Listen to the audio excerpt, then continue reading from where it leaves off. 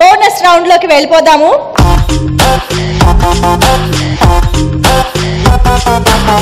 శ్రీరామ్ గారు, సో ఇప్పుడు ఒక సాంగ్ అండ్ ఒక సిట్యుయేషన్ చెప్పాలి. పాట ఫీల్ మై లవ్ ఆర్య సినిమాలోది. ఓకే. చూను మీకు గుర్తుంది కదా.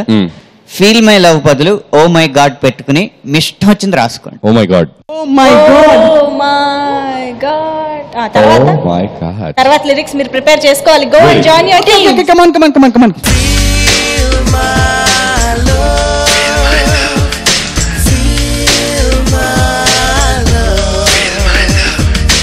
Okay, Swapna team, are you ready? Okay, go.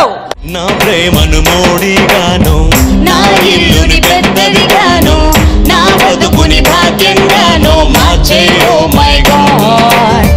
నేనేమో సన్నంగాను, నా పెళ్ళాం అందంగాను, నా లైఫ్ని నాణ్యంగాను చేసే ఓ my god.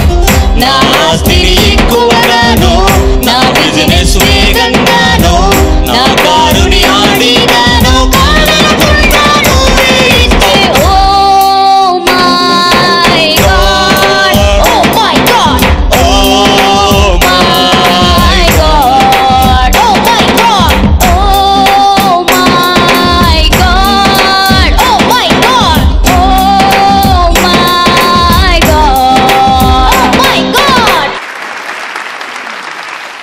Hemachandra team ready?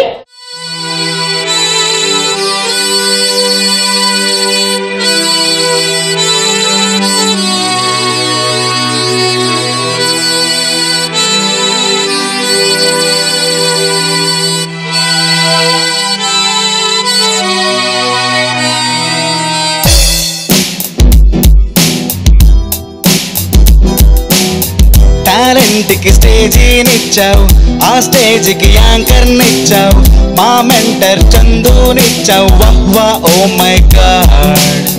పాడేందుకు ప్యారడీనిచ్చావు, మ్యూజిక్కి బ్యాండుని ఇచ్చావు, ఓ మంచి నందునిచ్చావు, బహువా ఓ మై గాడ్. షూటింగ్ కి డైరెక్టర్ నిచ్చావు, టైం అయితే ఫుడ్డుని పెట్టావు, ఎలిమినేషన్ అంటూ ఎందుకు భయపడతావు.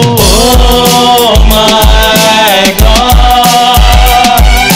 Oh my god, oh my god, oh my God.